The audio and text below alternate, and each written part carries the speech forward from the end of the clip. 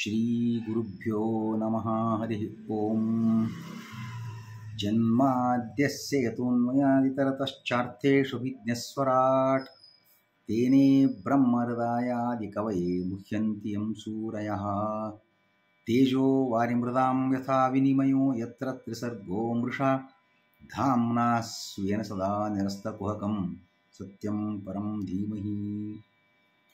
ಶ್ರೀ ಗುರುಭ್ಯೋ ನಮಃ. ಸ್ವಸ್ತ್ಯಸ್ತು ಸತಾಂ.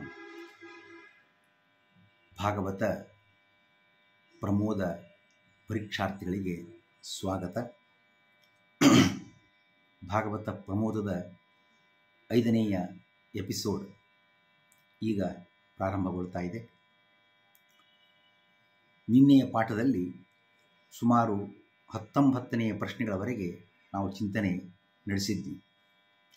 19ನೆಯ ಪ್ರಶ್ನೆ, ಯಾದವರ ನಾಶಕ್ಕೆ ಮದ್ಯಪಾನವು ಕಾರಣವಾದುದು ಹೇಗೆ? ಋಷಿಗಳ ಶಾಪವೂ ಇತ್ತು. ಋಷಿಗಳ ಹತ್ತಿರ ಬಂದು ಯಾದವರು ತಮ್ಮ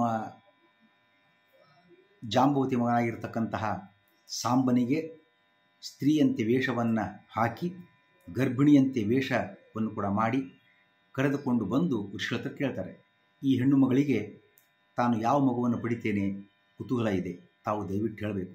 ಸಿಟ್ಟು ಬಂದಿತು ಆ ಬ್ರಹ್ಮರ್ಷಿಗಳಿಗೆ. ಶಾಪವನ್ನೇ ಕೊಟ್ಟರು. ಈಕೆ ಹೆಣ್ಣನ್ನು ಹೊಡೆಯುವುದಿಲ್ಲ, ಗಂಡನ್ನು ಹೊಡೆಯುವುದಿಲ್ಲ, ಬದಲಾಗಿ ಒಂದು ಕಬ್ಬಿಣ ಕೋಲಿಗೆ